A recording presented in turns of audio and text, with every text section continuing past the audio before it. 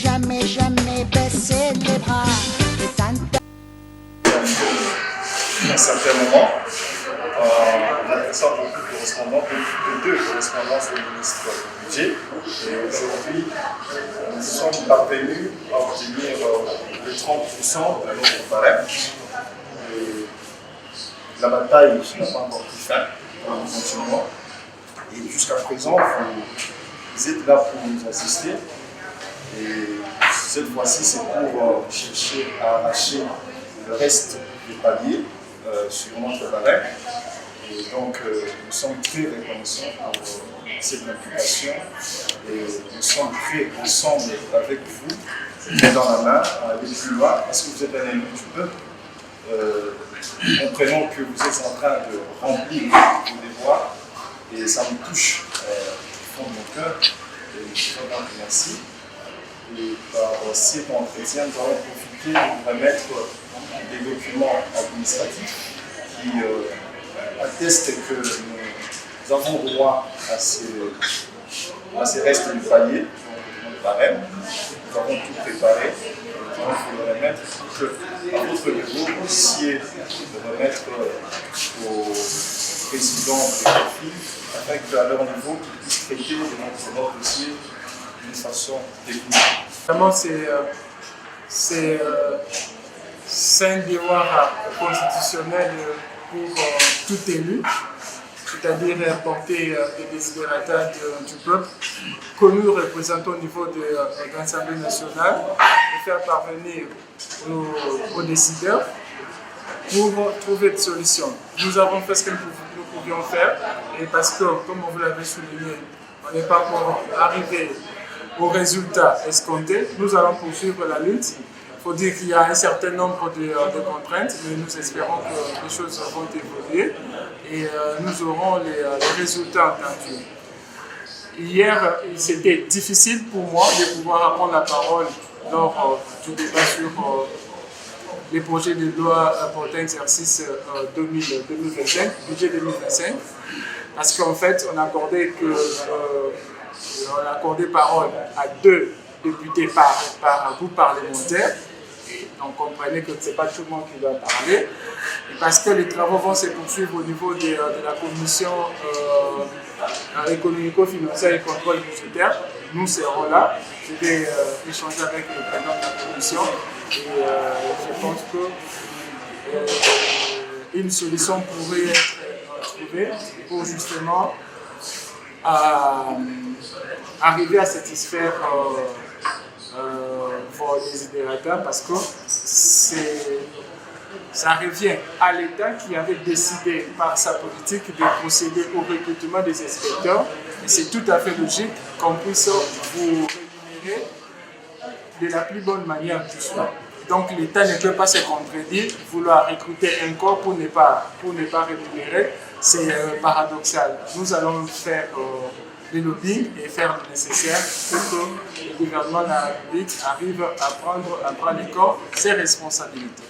Et donc, je peux avoir ces documents. Il comprend quoi?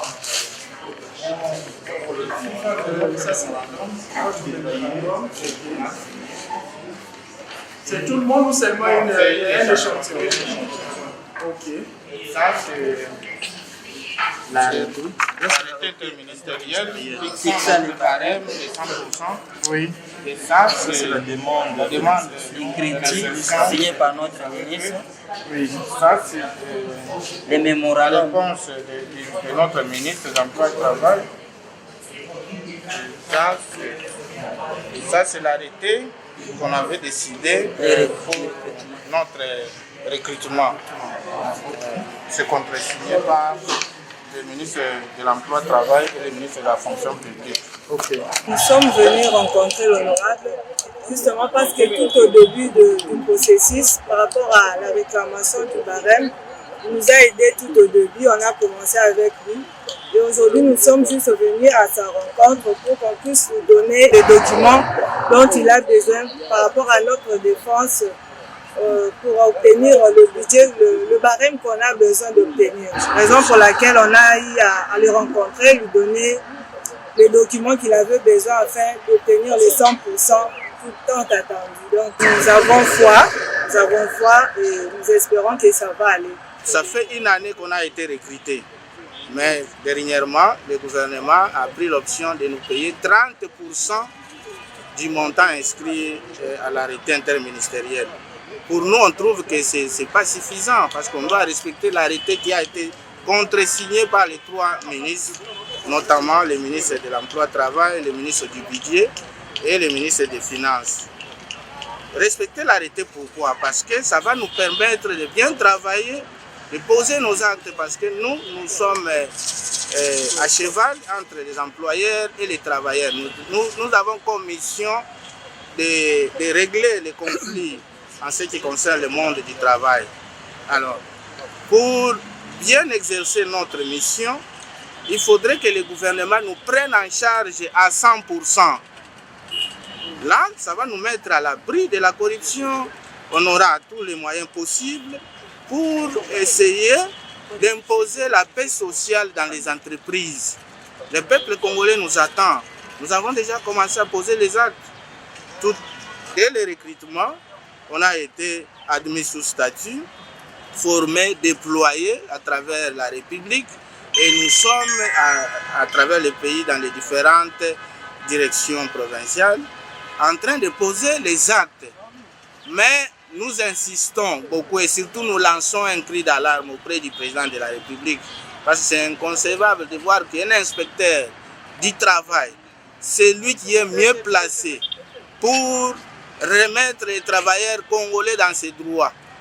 Comme on continue à réclamer sous caméra l'application intégrale de l'arrêté. Pourtant, ce sont des choses qui devaient être automatiques dès l'entrée en fonction. Alors, nous qui sommes censés régler les problèmes dans le monde du travail, mais on se trouve matin, midi, soir en train de réclamer notre prise en charge. Quand vous regardez à travers les pays, même à travers le monde, un inspecteur du travail, ben, ce n'est pas quelqu'un de moindre, hein. C'est une haute personnalité qui doit avoir des moyens pour lui permettre d'exercer bien son métier. Nous avons toute une carrière.